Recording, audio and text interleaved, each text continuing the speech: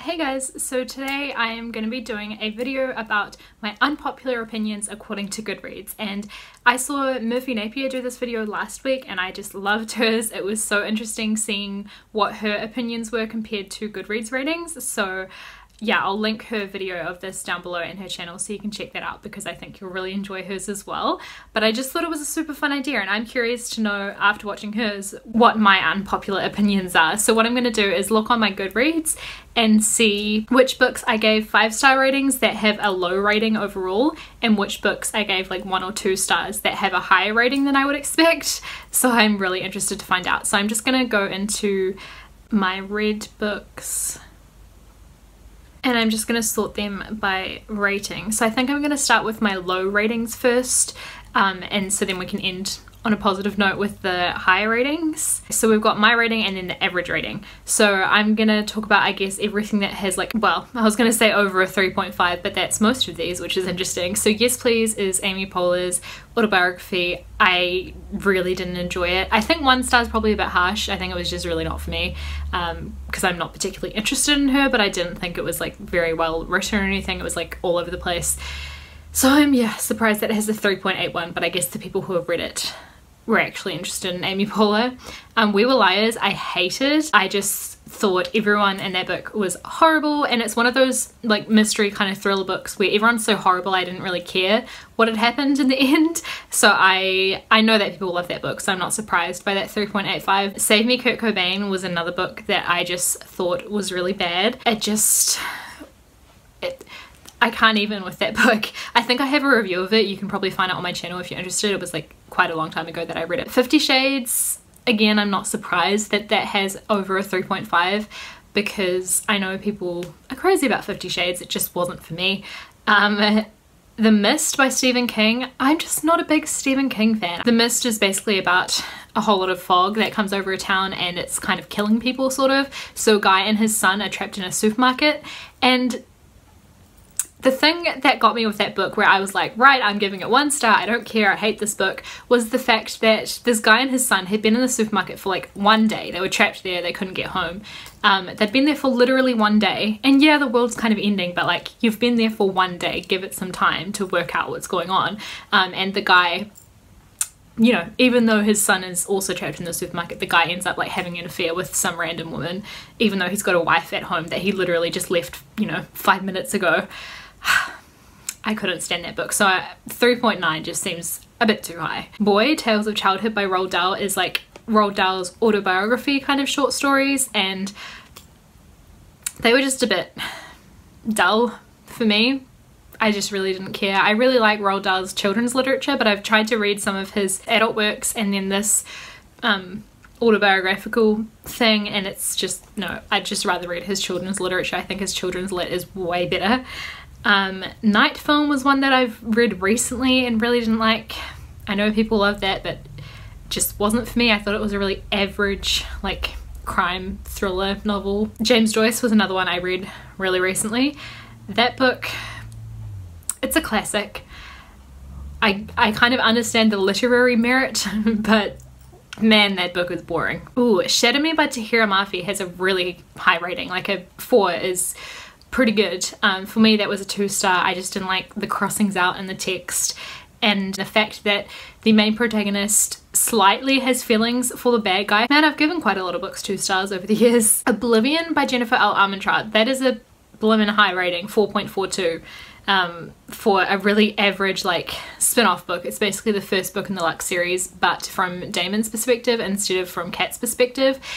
And I guess the reason it has a high rating is the fact probably that the only people who have picked up that book are like huge fans of the series because it's, you know, literally the same story but from someone else's perspective. So why would you read it? I don't know why I read it. I thought it would be a good idea at the time, and I really didn't like it. The Trial by Franz Kafka was one that I hated. I feel like now that I'm going through these, I should have just done books that had over a 4 because a lot of these books are like over 3.5, but that's fine.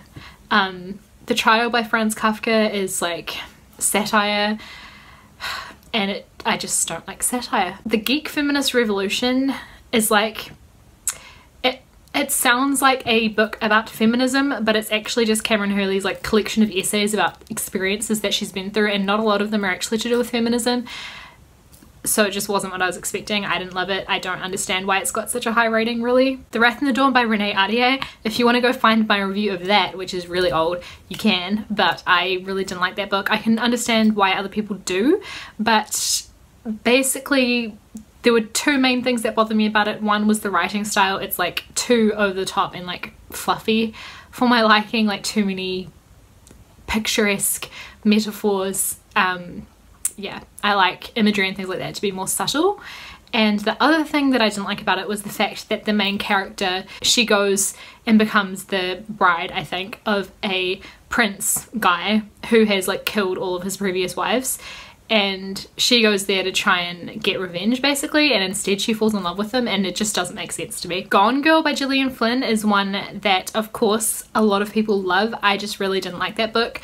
I found it was one of those mystery thrillers where I found the main characters, like the same with We Were Liars, I found the main characters really unlikable, so I just couldn't care what happened to them. Dorothy Must Die has a way higher rating than I would expect.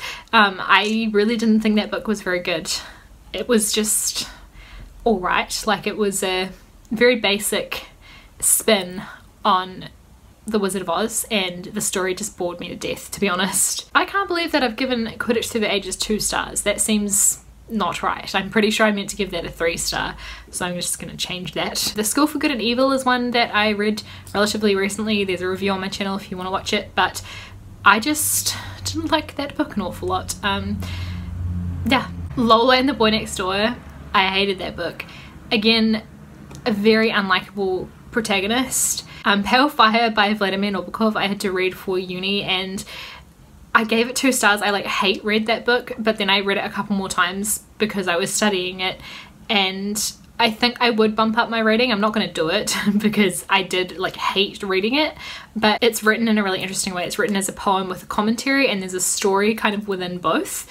So now I'm going to switch and look at my 5-star ratings and see which of them had ratings like around a 3 or under. So first of all, Bridget Jones' Edge of Reason. This is the second book in the Bridget Jones series.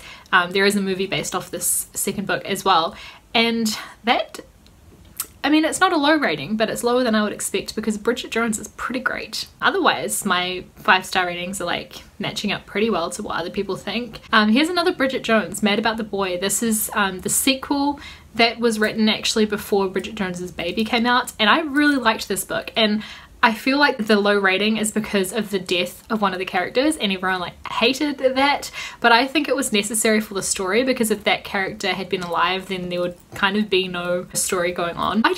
I liked it. The Figure in the Carpet by Henry James. This was one that I read as a little black classic, and I loved it. I thought it was incredible. It's just a short story, and it's basically about there's this mysterious author who, there's like a rumor that he's hidden some kind of secret in his works, and a whole bunch of people like go to parties with him and things like that, and they try and get close to him to try and work out what the secret meaning of his works is. And I just found the whole thing fascinating. I think as anyone who likes to read books and you like to kind of analyze and like, you know, get your teeth into them, that kind of thing, I think you would really love it. I honestly don't know why it's got such a low rating. Ooh, a 3.38 for This Is Where the World Ends by Amy Zhang. Complaints I've heard people say about this book is that like the main characters, because it's about a guy and a girl that have been neighbours for years and they're best friends, but they're kind of best friends in secret. One of the characters in particular is very unlikable, and I get it, but I think the other character like balances it out, and for some reason that book just struck a chord with me. It resonated with my own experiences as a teenager, not literally in the sense of like the events that happen in that book can't relate to them, but for some reason something about it, like the tone of it or something, just resonated with me and I loved it. But I can see why people don't like it because it is a bit like melodramatic. 3.22 for Of Street Pie Man by Henry Mayhew. That's another little black classic, and it's a non-fiction thing. Like it's several different like little articles, I guess, about the life of ordinary people in Victorian England, in London I think, and I really enjoyed it because I am fascinated with that time period and I like hearing about general people living their lives. I just find it fascinating. I guess some people found it boring, but for me it's like a dream. Oh, this is another low one, 3.23 for A Hippo Banquet by Mary Henrietta Kingsley. This is another non-fiction little black classic, so again I guess some people just found it boring, but Mary was a female explorer, which was really unusual because I think she was also alive around the Victorian era, like that kind of time period, and she went to Africa exploring, and like she just kept kind of a journal of her experiences. And so for one thing, it's really interesting just seeing her observations, but she's actually very witty in the way that she writes as well. Like there's quite a bit of humour and things like that in her writing. I just thought it was great. Mrs. Rosie and the Priest by Giovanni Boccaccio. This is a couple of short stories, I think. Mrs. Rosie and the Priest, the title story, was not the one that I loved the most. I can't remember the one that I liked the most, like what it was called, but it was the first one in the book and it was hilarious. If I remember correctly, I think this was written in like a long time ago. Yeah, 1300s. The first story was kind of like The Hangover, but set in the 1300s, and it was just hilarious. Like I was dying laughing, like literally couldn't breathe laughing with that story, so I thought it was great. That's it. I'm out of 5 stars now. So I hope you guys found that interesting.